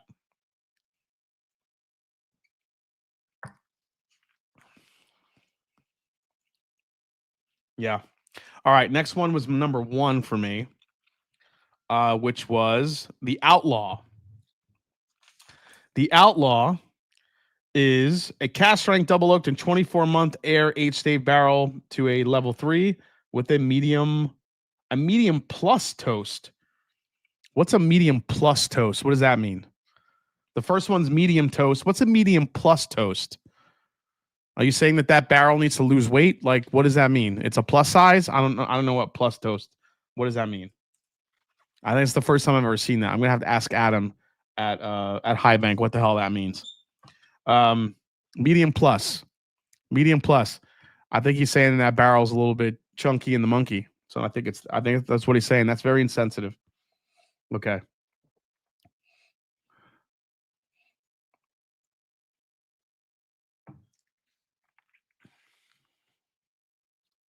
Number 4, that's my second place. This is the Patriot. Very nice. The Patriot comes in a cast strength double oaked and 24-month air aged stave barrels, charred to a 4 with a heavy toast. I like the heavy toast. I'm there. Medium plus is my spice level for Thai foods. This World's Worst Bourbon Channel. Oh man. All right, and number 2 is my favorite. That leaves the Distiller. The Distiller is my favorite one. 116.9 proof, cast strength double oaked in a 24-month air aged stave barrel, charred to a level 5 with a light toast. Caramel, brioche, apple on the nose lead to bubblegum, vanilla, and orange, finishing with taffy. It tastes darker to me than that. Doesn't taste that bright, but I dig this one. All right. If any of you in Ohio are out there, grab yourself the Distiller and the Patriot. I think those two are really different and they're really good. Bootlegger and Outlaw are pretty good, but for my palate, the Distiller and the Patriot are where it's at. There you go. All right, guys. Now is the time to put your suggestions for some matchups in the chat and go. Let's get some fun. Let's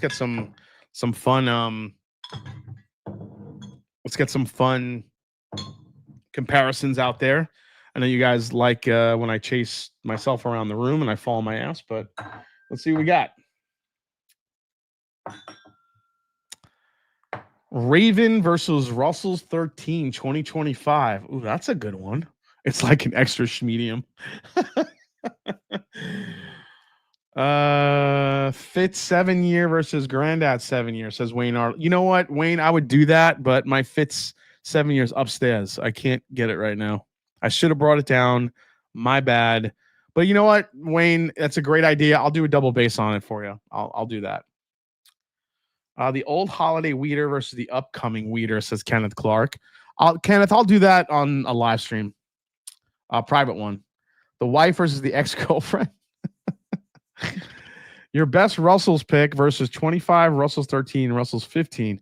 All right. You know what? I'm going to get the Raven because the Raven was one of my favorites.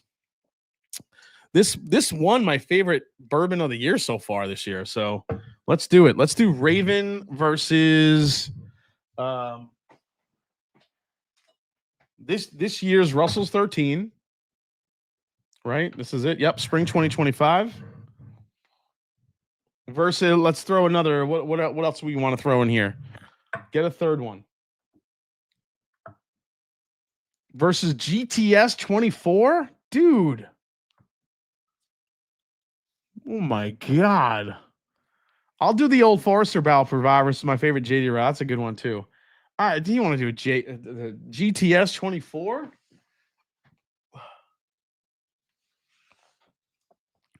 Is that Calumet 18? Oh, I like that idea. Let's get the Calumet 18. All right.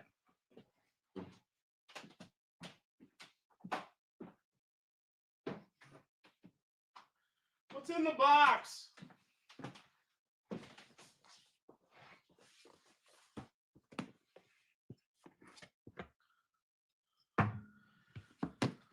Okay. You said Ravens is bourbon of the year. I'm not saying it's bourbon of the year yet. I'm saying that I did my bourbon of the year so far, and Raven won. But I haven't put it up against the Russell's 13. Listen, Russell's 13 this year. It's okay. If you want it, get it. Don't overpay for it. Let me move this over here so I don't look like I have a bottle shoved up my nose.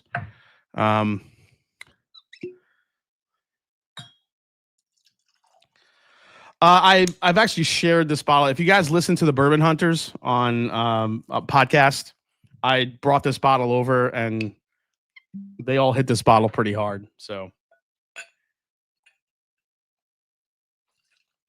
yes, this is the batch 1 Raven. So the Russell's 13 this year it's different. If you want my full breakdown, go watch my review on it. I'm as honest as could. Listen, as much as I love Wild Turkey, I'm also kind of hard on them for the same reason. It's because, I expect greatness every time. And this batch to me, it's lighter, it's brighter, it's sweeter. It doesn't have those super. I know a lot of people don't like Russell's 13 because it has so much, a little bit more of like the oakiness and the depth and, if you will, sometimes to some people, not everybody, they get a little bit of a medicinal type of cherry note that could be a little bit off-putting. This one, however, the 2025 edition I don't think it's that at all. I think it's just different. So, yeah, the Calumet 18 wins best bottle design, hands down. It's stupid. Got to add JD 14? You're killing me. I already did that. Let's just stick with these 3. Then we'll do another comparison after this, okay? Dude, the Raven is on the nose. This is as old school as it gets. The leather, the oak. You talk about cherry cola. It's in this shit for days. Turkey is some of the best whiskey in the world. I'll die on that hill, but they also whiff bad at times, leaving you scratch your head. Whiskey habit. It happens to the best of them, man. All right. Russell's 13, 2025 edition. What happened to the nose on that? Man, that's not great. It's not great.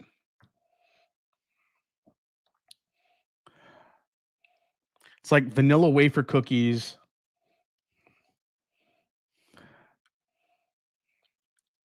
It's very spice driven as well. I think, again, you kind of get that Wild Turkey 8-year clove aspect. And then you have the Cali 18. The Calumet 18, because of that heavy medicinal cherry, it's getting to the point where it's getting a little bit, well, yeah, I said it. It's getting a little bit medicinal. It's kind of like opening up the old Band-Aid box, and you get like that whiff of like that plasticky, like that old plastic note. My nose is so sensitive tonight. I'm like picking up all this crazy shit. That's another way. Yeah, the nose on this, the nose goes to the Raven easily. You smell that Raven, it is just candied. It's candied oak, liquid Luxardo cherry syrup. It's all of it. The nose easily for the Raven. All right. I'm going to go reverse order here. Let's try the Calumet 18.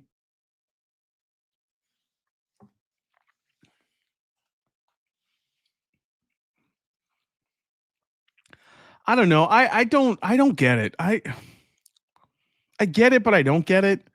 People are fawning over this Calumet 18, and it's a very good bourbon, but I just feel like I've had this before. It's good, but people saying like this is a bourbon of the year contender. It's like, is it really that good? It's very good, but there's something about it that I just feel like I've had this before in other years. Like, I don't know. There's just Calumet 15. It's probably not far off from this. Another 3 years off. Like, I don't know. Maybe it's just me. Am I too hard of a critic on bourbons these days? It's a little bit of a self-reflection thing, I guess, at times. I don't know. I think it's good. Not great.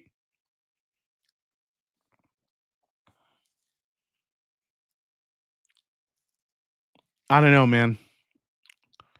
Nashville Mac hurts my heart, Jason. Yeah, dude, I'm sorry. Like, I really do think it's a great bourbon, but I just feel like this is a bourbon that it's very good, but I feel like I've had this before. Like, it's not. I think for me also, I'm looking at a lens where you get to a point where you try so many bourbons and whiskeys, you look for a unique standout, whiskey that's something different, and different isn't always good. Like the Bomburgers PFG. I brought this up before. I love the Bomburgers PFG because it's different. It's unique, but it lacks a finish. It does what it does very well, but it doesn't hold its own in blinds. It doesn't, unfortunately, as much as I love that whiskey. Calumet 18 does, but there's still, like, it still doesn't, like, wow me like, okay, well, the Calumet 18, it's a damn good bourbon, but a bourbon of the year? Yeah, different Tanager, PFG, Star Hill. I think those are the ones that I'm kind of more intrigued by.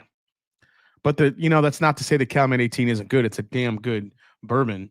It might be the best of the three. Let's go to the Russell's 13 here.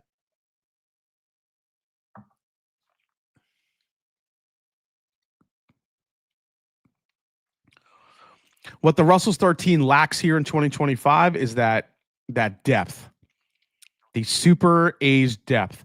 I feel like I've had, and again, this speaks to the quality of whiskey that Wild Turkey brings us, how good some of those single barrels can be when the 13 isn't stacking up to what I used to think of the 13, at least for this release.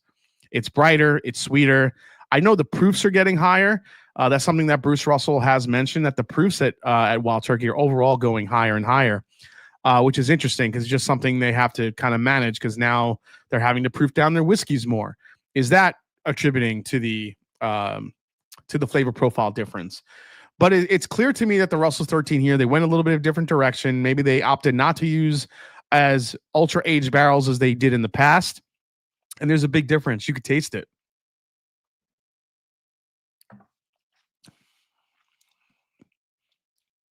It's still got the good turkey funk. It's got some great turkey flavor, the depth.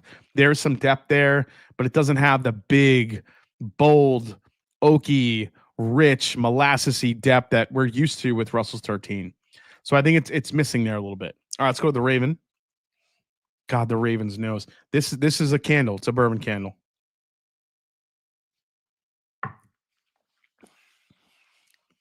It's over. That's ridiculous. That is ridiculous. This is a better finish, a better mouthfeel, better flavor profile overall, and it's better balanced. Anyone that says that this Calumet 18 is better than the Raven has no fucking idea what they're doing. There's no way. You know, honestly, that's unfair to say because not everybody got the chance to get this Raven. But this Raven is better than the Calumet 18. I don't give a shit what anybody says. That is so good. Dude. It's not close. You know what? For shits and giggles, I am going to put the Raven against friggin' Stag. Somebody remind me what the proof point of 2024 Stag is, because I don't remember. Offhand. It's Lamar Jackson good. It's Lamar Jackson good. But Lamar's got to win in the playoffs, man. I'm tired of Lamar getting in the playoffs and losing. 136? Okay.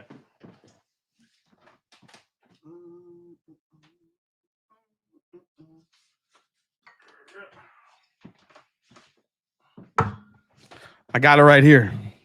I don't think we're gonna get to the blind because this is getting intense. Got it. 136.1. Oh, that's not an empty glass. This is.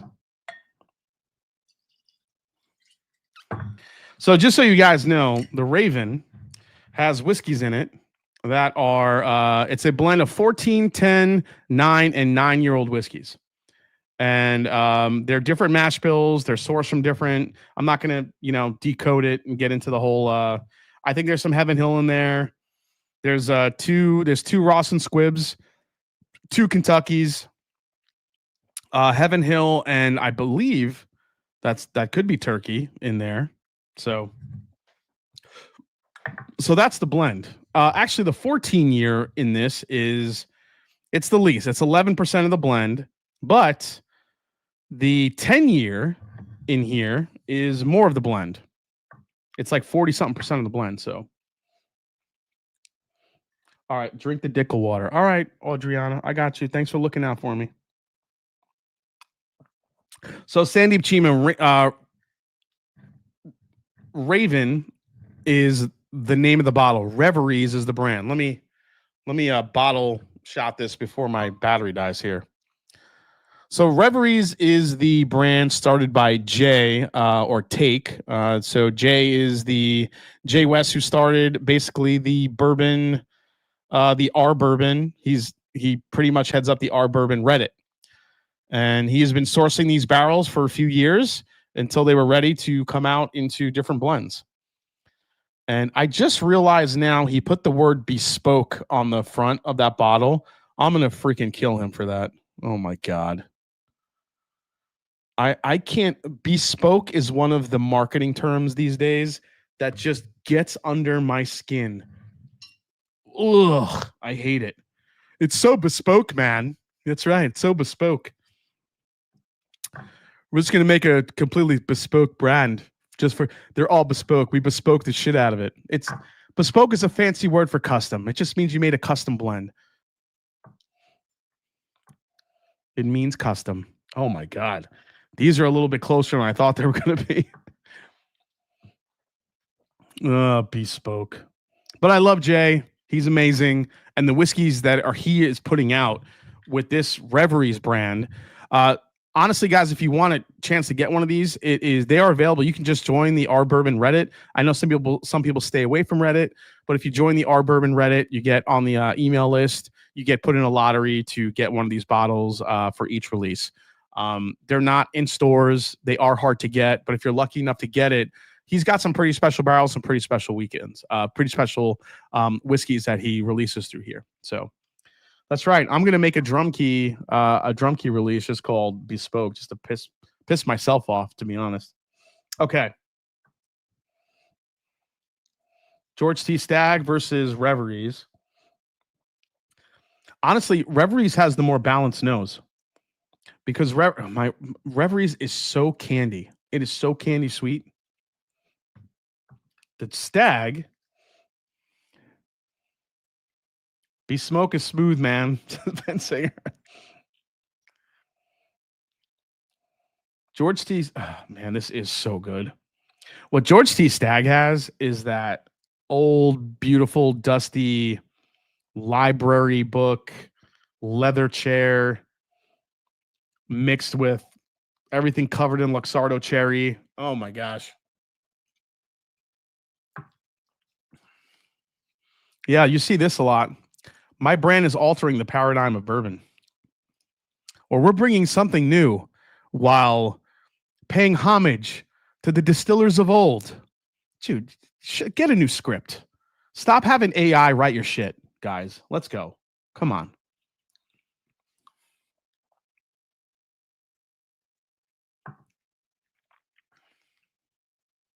Oh my God, GTS is so good. 2024 is so good. Oh my god.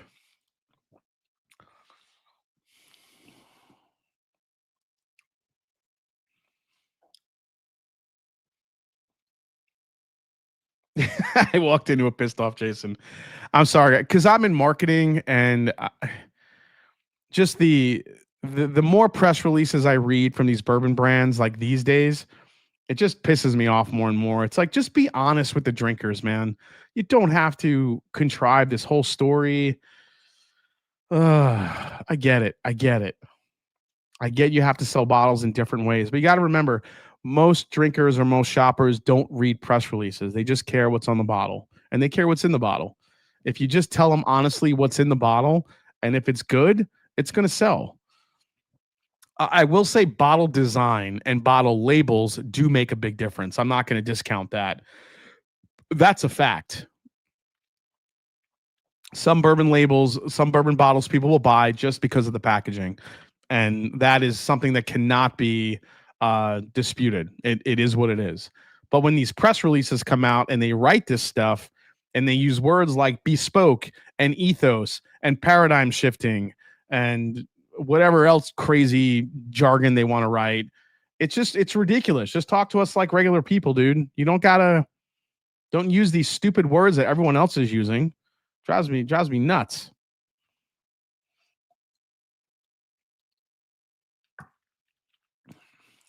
Patrick Little, some get branding and some don't. I mean, I really wanted Delicious Whiskey to come out saying we started drinking it and it was so good. We got really drunk and this is our rough draft we accidentally sent in. See, Adriana, I would dig that. That'd be cool.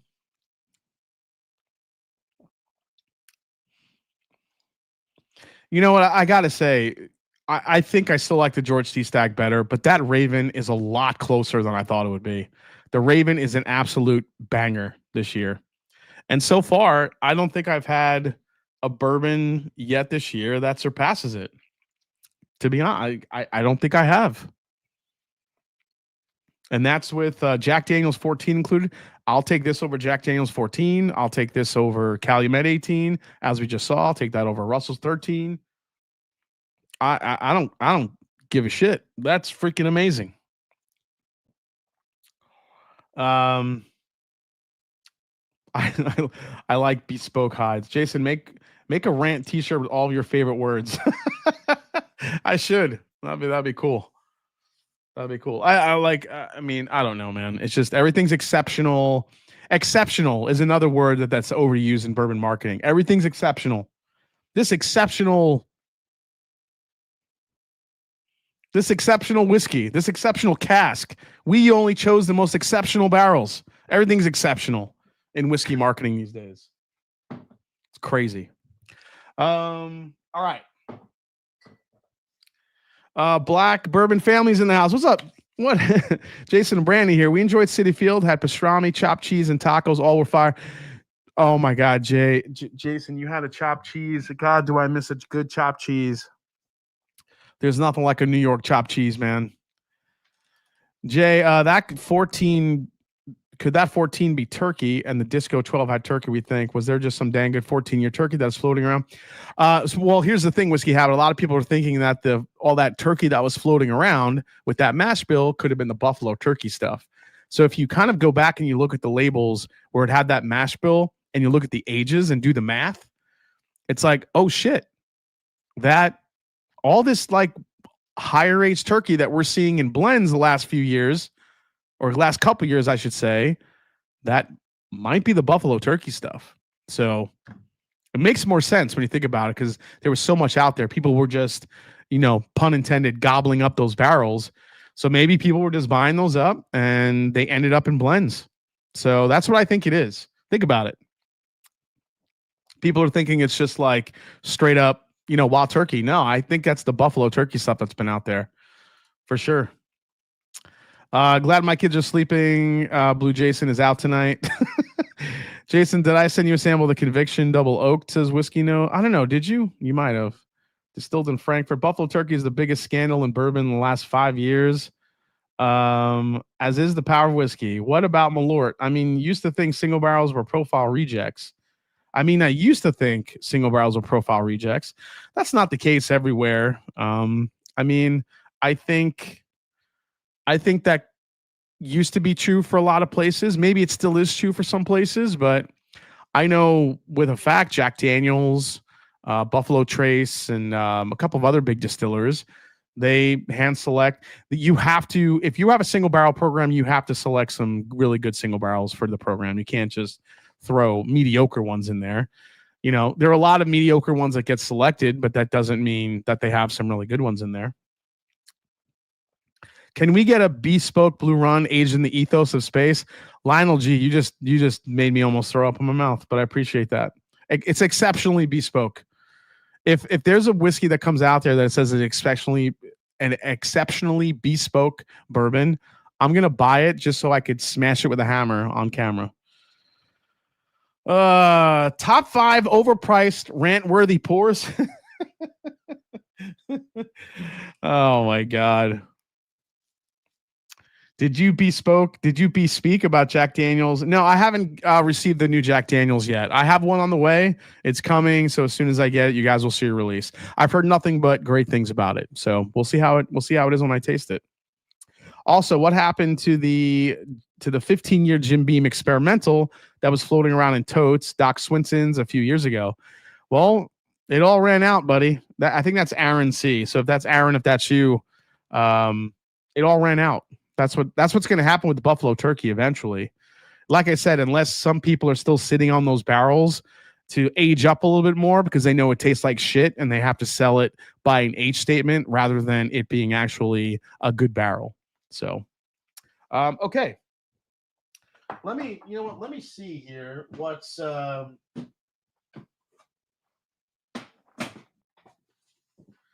going to see here how many pours are in this blind. I want to make sure that Kim is not texting me because I hope she's okay. So those of you that don't know, my girlfriend Kim had back surgery, unfortunately, and it's been really rough the last week. She's been staying here with me and been taking care of her. But, she's still healing. How many are here? 1, 2, 3, 6. I can't do 6 right now. That's going to be next week, guys. I can't do 6. I probably should have read saw the box and saw there were 6 pours in there. I'll do that next week. But I have a couple more samples here I'm going to crack open before we call it a night because I have a few empty glasses left. So what we have here, this is from, speaking of Whiskey Nose, Marty, what did you send me, buddy? I don't even remember what you sent me. Let's unbox something from Marty Party. I saw someone today say the JD Heritage is really close to the 2018. If that's the truth, Patrick Littledew 6261, then it should be really good. Well, that package is fragile. Yeah. Oh, I got 3 samples in here. I have a banger of a sample here that I'm going to open here that I have never tried before, and we'll get into it. Oh, these are the Southern Star samples. Southern Star. Okay. I don't know if I'm going to get into these now, but thanks for sending those along, Marty. All right, let's just get into my pour that I want to try tonight.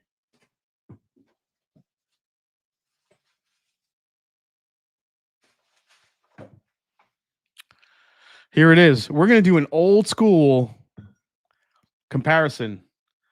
This is the Booker's 25th anniversary, which I've never had.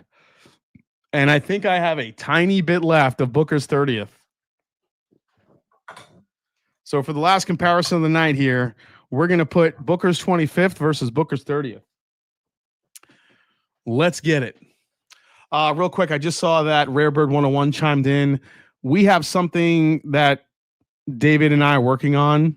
It's going to be an epic live stream. Just stay tuned. It'll happen when it happens, probably sooner than later. But David and I are working on something. We just talked about it today. It's going to be really cool. So stay tuned for that.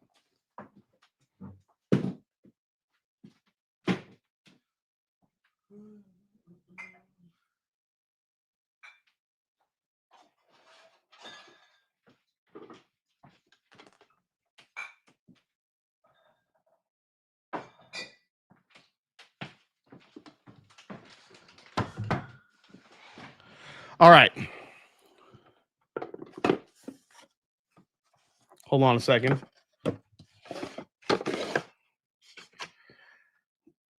Here it is, the Booker's 30th. Oh, see, that's all I have left of this. Oh my gosh. Oh my gosh.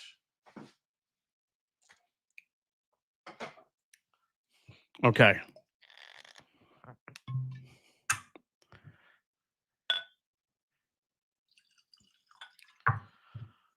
Booker's 30th. Probably one of the best Bookers of all time, besides the Booker's Rye. And Booker's 25th. I've never had the Booker's 25th. I cannot wait to have this.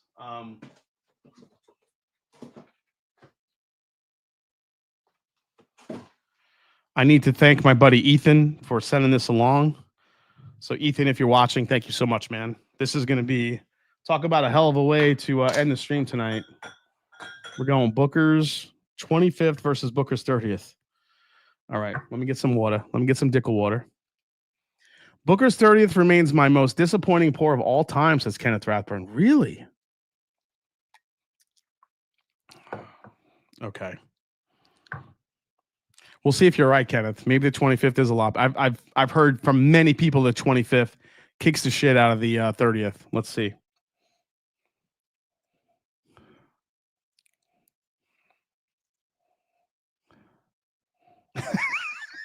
Big Vic, shut up, man.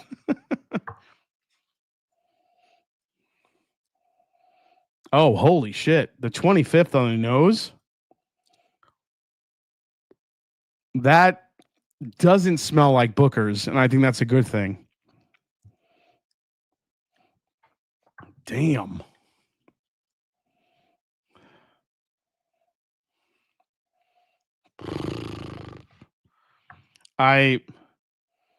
Wow.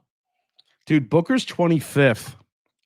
While I'm still not finding like that dark fruit characteristic I like to find in Booker's, this 25th has such a deep, dark, just this darker type of undertone to it, where you get the oak, but it's so chocolatey and caramelly and molassesy on the 25th. I think it's a complete difference from the 30th, which even though the 30th has some really good age notes in it, it's just brighter. And it has more of like that peanut butter funk that you get in Booker's. I'm not really getting that in the 25th here. Okay. Which one do I try for the 25th? Let's try the 25th first. Okay. I'm gonna need a minute.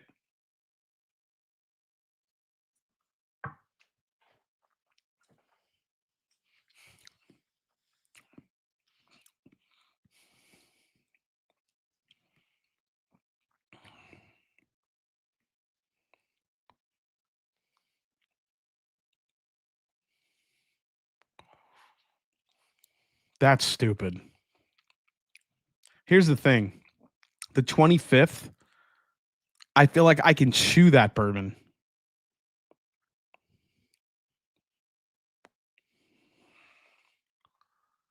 Wow. Dude.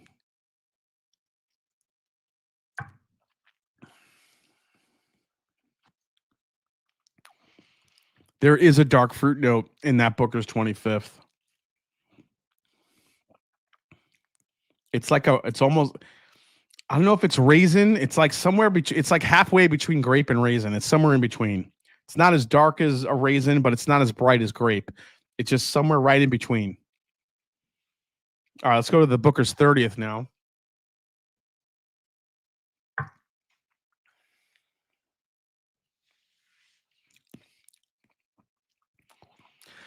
All right, the Booker's 30th, let's be honest, that's had a lot of air in it, a lot of oxidation for a very long time.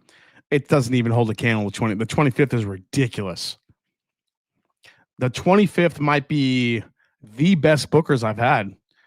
Country Ham is up there.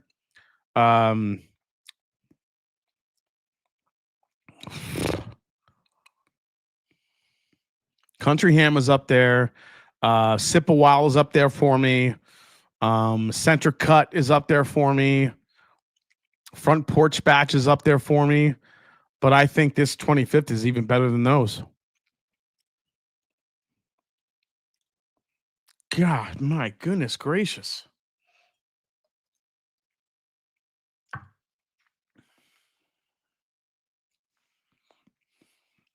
I get like vanilla icing on here, but then you get like the little raisiny, chocolatey. Oh my God, that's so good. I have to get a bottle of this. Unicorn auction. Look out. I'm coming for a bottle of Booker's 25th. Oh, man. Yes, I had Z-Biotics before the live, Richie Z. I'm good.